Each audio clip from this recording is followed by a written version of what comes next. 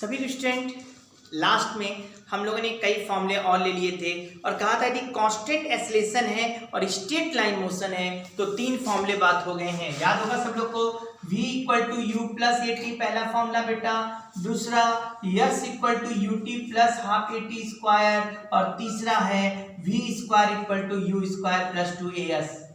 हाँ, यू और ए एक ही डायरेक्शन में है तब तो प्लस लग जाएगा और यू और ए अपोजिट है तो यहाँ माइनस आ जाएगा। लेकिन ये सब फॉर्मूला तब लगाना जब एक्सेलरेशन कांस्टेंट दे रहा हो, 2 मीटर पर सेकंड 5 मीटर ऐसे वैल्यू में दे रहा हो। एक और फॉर्मूला लास्ट टाइम हम लोग लाए थे टीएथ सेकंड में डिस्प्लेसमेंट। टीएथ का मतलब लगाए थे t-1 से t सेकंड के बीच का डिस्प्लेसमेंट का बात करें तो u plus half a 2t-1 होगा टीएथ सेकंड का displacement.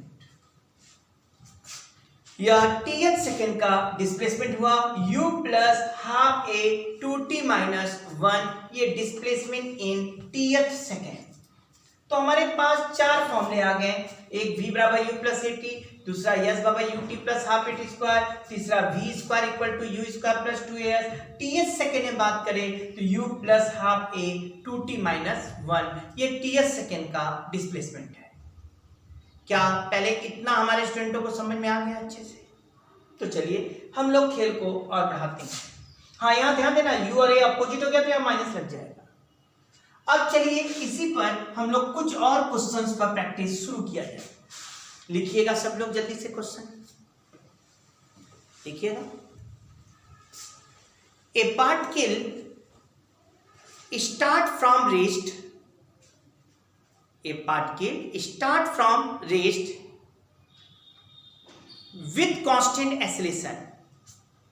A particle start from rest with constant acceleration. In first t second, it covers distance s1. In first t second, it covered distance s1. In next t second, it covered distance s2. And in third t second, it covered distance s3. समझ में आया? In first t second, it covered distance s1. In second t second, it covered distance s2. In third t second, it covered distance s3. लिखे, find the ratio s1 raised to s2 raised to s3. Find the ratio s1 raised to s2 raised to s3. s1, s2 और s3 का ratio बताओ। S1, S2 और S3 का ratio निकालो। कर पाएंगे क्या हमारे स्टूडेंट्स? कर पाएंगे तो शुरू करें, है ना? पॉज करके फिर शुरू कर दें और फिर प्ले कर लेंगे ना, वही गेम चलेगा। सब लोग रफ कॉपी लेके बैठे होंगे, स्टार्ट कर। देखो भाई, इसने क्या कहा, पहले एक सिंपल सा बात, इनिशियली रेस से स्टार्ट हुआ और एक्सेलरेशन कांस्टेंट है। पहले t सेकेंड में ये चला s1, सेकेंड t सेकेंड में ये चला s2 और थर्ड t सेकेंड में ये चला s3। पहले तो s1 की बात करें, एक्सेलरेशन कांस्टेंट कहा तो u 0 है तो s1 equal to half a t square.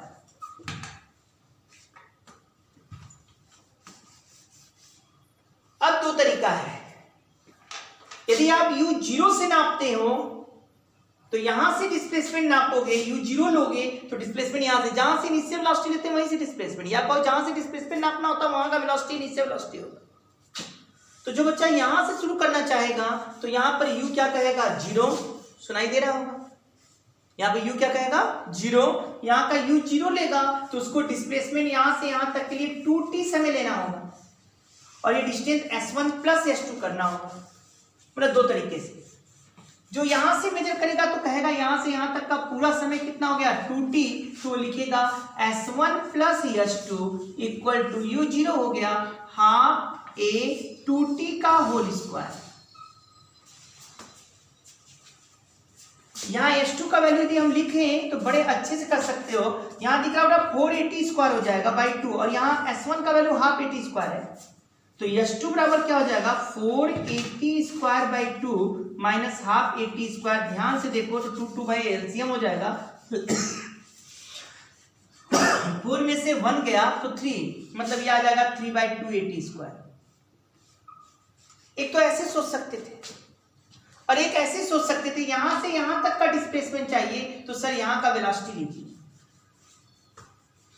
और यहां का वेलोसिटी v बराबर u प्लस 80 u0 80, मतलब यहां का वेलोसिटी 80 हो गया। S2 निकालना होगा तो ये काम करेगा इनिशियल वेलोसिटी का 80 into T U t plus half 80 square, ये हो गया 80 स्क्वायर प्लस हाफ 80 स्क्वायर, कुल मिलाकर हो गया 3 बाई 2 80 स्क्वायर। तो दो तरीका है, जो यहां से u जीरो रखना चाहेगा उसको भाई जब यहां से वेलोसिटी लेगा तो यहीं से डिस्प्लेसमेंट यहीं से टाइम नापेगा, तो यहां से यहां तक का पूरा डिस्प्लेसमेंट s1 प्लस s2 लिखेगा और टाइम 2t लेगा, और जो यहां से शुरू करेगा तो उसको यहां का वेलोसिटी लेना पड़ेगा और यहां का वेलोसिटी u प्लस 80 करके यहाँ 80 आ जाएगा और तब करना पड़ेगा।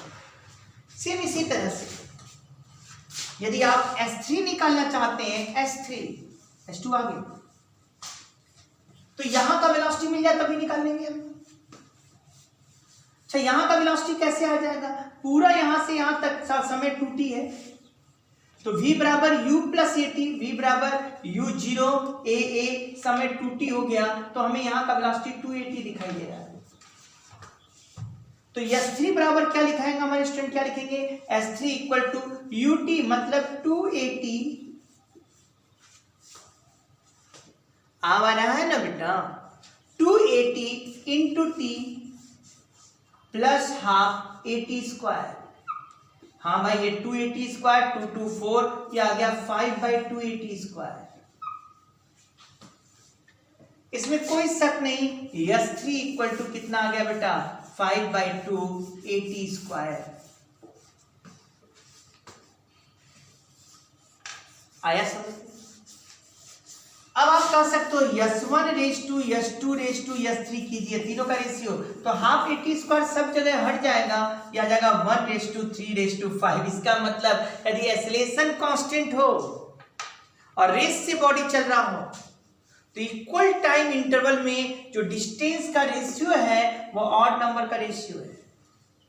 अब ये टी ऐसे भी कर सकते हैं, पहले 5 सेकंड में S1 चला, दूसरे 5 सेकंड में S2 चला, तीसरे 5 सेकंड में S3 चला, तो बताओ S1 S2 S3 का रेशियो क्या होगा। यहाँ भी 1 3 5 1:3:5, बस एक्सेलरेशन कांस्टेंट हो तो इक्वल टाइम इंटरवल में, यदि रेस से स्टार्ट हो रहा है मोशन और एक्सेलरेशन कांस्टेंट है तो इक्वल टाइम इंटरवल में जो चला हुआ डिस्टेंस है उसका रेशियो S1 S2 S3 जो रेशियो आएगा 1:3:5 ऐसे आएगा। क्या हमारे सभी स्टूडेंट पूरी बातें पहले समझ पाए हैं? टफ तो नहीं है, लेकिन एक एक बात आपको समझना पड़ेगा, तब जाके ये क्वेश्चंस आपके लगेंगे। हाँ, यहां तक तो आ गया होगा सब स्टूडेंट को, क्यों भाई? एकदम आइए, हाँ हम लोग आगे बढ़े। क्या सब लोग को डिस्प्लेसमेंट निकालना आ गया? पूरा चीज क्लियर हो गया? अब अगला क्वेश्चन फिर लिखिए। ए particle start from rest with constant acceleration. A particle start from rest with constant acceleration. A particle start from rest with constant acceleration. It cover x distance. It cover first x distance in time t1. In time t1. Second x distance in time t2, and third x distance in time t3.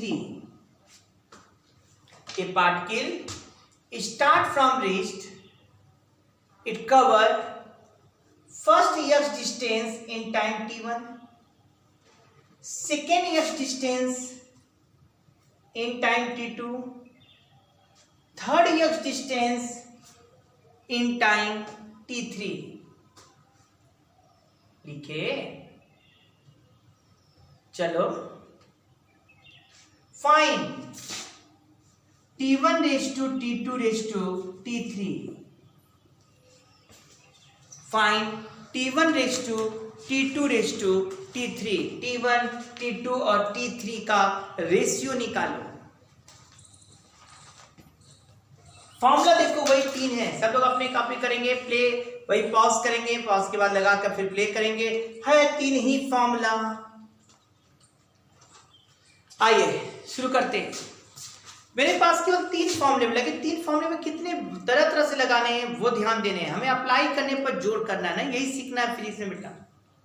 अब जरा बताइए हम कैसे t1 t2. u तो क्या हो गया, 0 start from rest बोला है, कांस्टेंट एक्सेलरेशन बोला है, तो बड़े अच्छे से हम कर सकते हैं x इक्वल टू ut. 0 हो गया, हाफ ए t1 स्क्वायर. एकदम हंसते हंसते हमने बोला t1 इक्वल टू √2x/a. एक बात है, हमको t2 का वैल्यू निकालना है, हम यहां से निकालना चाहेंगे dx रखकर, तो यहां वेलोसिटी a t1 होगा, फिर हम फंस जाएंगे क्योंकि t1 t2 साथ साथ आने लगेगा. इसलिए हम बेहतर मानते कि यहीं से खेल शुरू किया जाए. यदि यहां से यहां तक की बात करते हैं, आप भी बताओ डिस्टेंस कितना हो जाएगा, 2x. यहां से यहां तक की बात करें तो डिस्टेंस कितना हो गया बेटा, 2x. क्लियर है सब लोग को? यहां से यहां तक का डिस्टेंस तो हो गया कितना, 2x. u क्या हो जाएगा, 0. u 0 हो जाएगा ना, समझ में आ रहा है ना, एकदम सही. u क्या हो गया बेटा, 0. अब लगा दूंगी क्या, हाफ ए t1 square, sorry t1 plus t2 ना, क्योंकि आप पूरा यहां से यहां तक का डिस्प्लेसमेंट लिए, यहां से नाप रहे हो, तो यहां का वेलोसिटी ut 0t हो जाएगा, और टाइम भी यहीं से लेंगे, तो हाफ ए t1 प्लस t2 का होल स्क्वायर. जहां से डिस्प्लेसमेंट मेजर करेंगे वहीं से टाइम लेंगे, और यहीं से वेलोसिटी भी वहीं से लेंगे. यहाँ का नेक्स्ट u 0 हो गया, यहां से डिस्प्लेसमेंट 2x, और यहां से यहां तक का टाइम t1 प्लस t2. ध्यान से देखिए तो t1 प्लस t2 का होल स्क्वायर जो आएगा वो 4x/a होगा.